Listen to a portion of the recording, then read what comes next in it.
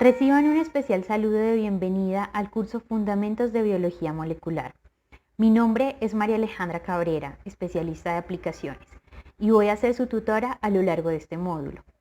El objetivo de esta primera parte es definir las características estructurales y funcionales de los ácidos nucleicos y proteínas. Comencemos este módulo con una pregunta sencilla. Para ustedes, ¿qué es biología molecular? Cuando hablamos de biología molecular, ¿qué es lo primero que se les viene a la mente? Cuando se respondieron esta pregunta, se imaginaron cosas como, es algo de otro mundo, que solo se ve en películas de ficción. ¿O acaso recordaron a la oveja Dolly y el proceso de clonación? Tal vez se imaginaron que para trabajar en esta área tienen que ser un gran científico con un laboratorio súper especializado, o que es la creación de nuevos organismos. A diferencia de lo que creemos, la biología es algo más sencillo y cercano a nosotros. Consiste en el estudio de la estructura, función y composición de las moléculas biológicamente importantes. Dos moléculas en particular son su objeto de estudio, los ácidos nucleicos y las proteínas. En palabras más sencillas, esta ciencia estudia cualquier proceso biológico a escala molecular en cualquier organismo. Gracias a la biología molecular podemos entender quiénes somos y por qué tenemos características que nos hacen únicos, como el color de los ojos, la altura, el color de la piel, del cabello, entre otras. Ahora vamos a estudiar cada una de estas macromoléculas en particular, proteínas y ácidos nucleicos. Aprenderemos cuáles son sus estructuras y funciones.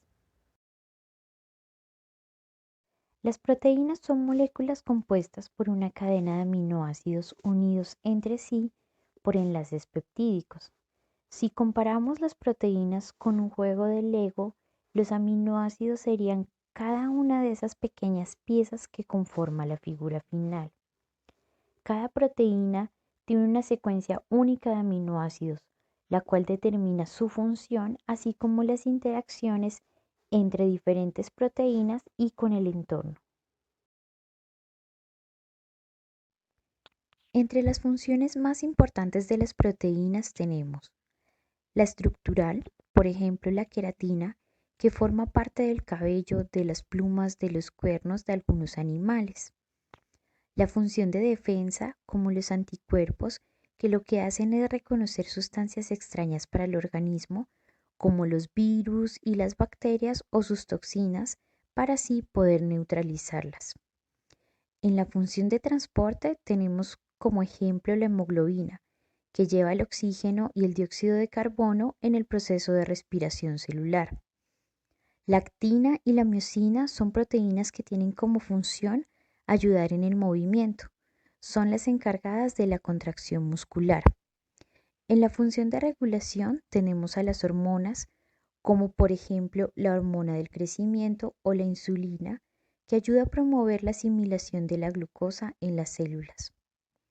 Por último, tenemos quizás la función más importante de las proteínas, que es la catálisis enzimática, que es llevada a cabo por las enzimas, las cuales lo que hacen es acelerar la velocidad de reacción en los procesos bioquímicos. Como lo nombramos hace un momento, las proteínas están constituidas por aminoácidos que están unidos por enlaces peptídicos. Todos los aminoácidos tienen la misma estructura fundamental, que consiste en un átomo central de carbono, también llamado carbono alfa, unido a un grupo amino, un grupo carboxilo y un átomo de hidrógeno. Cada aminoácido también tiene otro grupo de átomos unidos al átomo central, conocido como grupo R, que es el que va a determinar la identificación de cada aminoácido. Como se puede ver en la imagen, todos los aminoácidos tienen la misma estructura básica, carbono central unido a un grupo carboxilo y a un grupo amino, pero lo que realmente varían es en la cadena lateral, lo que vemos resaltado en azul. Cada proteína está compuesta por una diferente unión de estos aminoácidos, unión a la que también le podemos llamar péptido. De acuerdo al número de aminoácidos, podemos decir que es un oligopéptido cuando están unidos entre 2 y 10 aminoácidos, un polipéptido entre 10 y 50 aminoácidos, y si son más de 50 aminoácidos, decimos que ya es una proteína. Las proteínas adquieren una forma 3D a través de un plegamiento que ocurre según las interacciones químicas que se dan entre las moléculas que hacen parte de los diferentes aminoácidos que conforman la proteína. La forma de la proteína va a determinar su función. Para entender cómo una proteína adquiere su forma final, necesitamos entender 4 niveles de su estructura. La estructura primaria es la secuencia lineal de aminoácidos unidos por enlaces peptídicos. La estructura secundaria se forma cuando la proteína se dobla formando hélices alfa y láminas beta gracias a los puentes de hidrógeno que se hacen entre los aminoácidos. La estructura terciaria se forma cuando las láminas y las hélices se unen a través de puentes disulfuro o por su polaridad para tener una conformación más globular. Por último, la estructura cuaternaria es cuando se da una unión entre las estructuras terciarias específicas a través de los grupos R. Es aquí realmente cuando nosotros decimos que tenemos una proteína biológicamente activa y funcional. Ahora vamos a estudiar el otro grupo de macromoléculas que estudia la biología molecular, que son los ácidos nucleicos. Así como las proteínas se componen de varias unidades de aminoácidos, los ácidos nucleicos están compuestos por varios nucleótidos. Un nucleótido está conformado por 3 elementos: un grupo funcional fosfato, un azúcar de 5 carbonos y una base nitrogenada que varía según los nucleótidos, los cuales pueden ser nucleótidos de ribosa o de desoxirribosa. El polímero de nucleótidos de desoxirribosa se llama ácido desoxirribonucleico o ADN, que se encuentra en los cromosomas de todas las células. Las cadenas simples de los nucleótidos de ribosa, llamados ácido ribonucleico o ARN, es el puente para transformar la información del ADN en proteínas, proceso que veremos en el siguiente módulo. Como podemos ver en el ADN, las cadenas se encuentran normalmente en una doble hélice, una estructura en que las dos cadenas emparejadas se unen entre sí, como se muestra en el diagrama. Los azúcares y los fosfatos se encuentran en el exterior de la hélice y constituyen el esqueleto del ADN. Esta parte de la molécula se llama esqueleto de azúcar-fosfato. Las bases nitrogenadas se extienden hacia el interior en parejas como los peldaños de una escalera. Estas bases están unidas entre sí mediante puentes de hidrógeno. Otra característica importante del ADN son las 4 posibles bases nitrogenadas que puede tener, las cuales son adenina, guanina, citosina y timina. La adenina y la guanina son purinas, lo que significa que sus estructuras contienen 2 anillos fusionados de carbono y nitrógeno. En cambio, la citosina y la timina son pirimidinas y tienen solo un anillo de carbono y nitrógeno. Entonces, si nos preguntamos, ¿dos bases cualquiera pueden decidir unirse y formar una doble hélice? La respuesta es un no definitivo. Debido a los tamaños y a los grupos funcionales de las bases, el apareamiento de las bases es sumamente específico. Adenina solo puede unirse con timina y guanina solo puede unirse con citosina, como se muestra en el gráfico.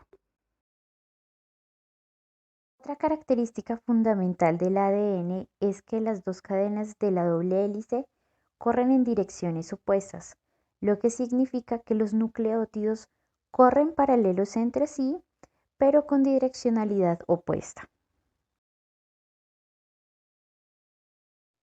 El ADN tiene principalmente 4 funciones.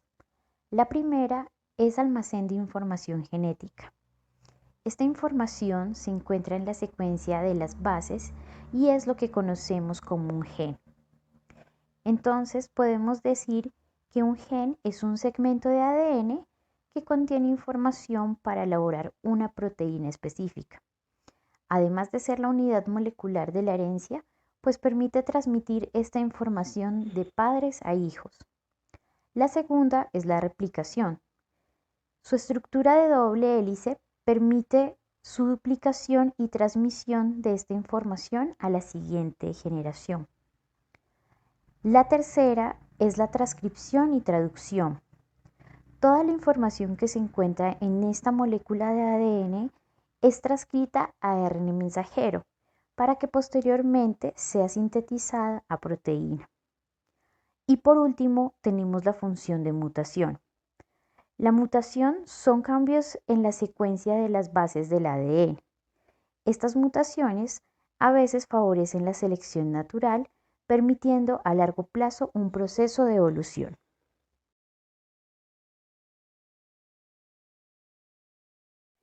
El otro ácido nucleico que tenemos es el ARN, que es parecido al ADN, pero tiene 3 diferencias estructurales importantes. La primera, tiene usualmente una sola hebra. La segunda, tiene el azúcar ribosa en lugar de desoxirribosa en la hebra. Y la tercera es que tiene la base uracilo en lugar de la base timina. Aquí veremos los 4 tipos principales de ARN. ARN mensajero, ARN ribosomal, ARN de transferencia y los ARN regulatorios. La función del ARN va a depender de qué tipo es. El ARN mensajero tiene como función transportar el código del gen codificador de proteínas del ADN a los ribosomas. El ARN ribosomal se combina con proteínas para formar ribosomas, las cuales son estructuras que enlazan los aminoácidos para formar una proteína. El ARN de transferencia lo que hace es llevar los aminoácidos a los ribosomas. Y por último tenemos los ARN regulatorios. Hay algunos tipos de ARN que no codifican proteínas, pero que sí ayudan a regular la expresión de otros genes. Por ejemplo, los microRNA y los ARN pequeños de interferencia.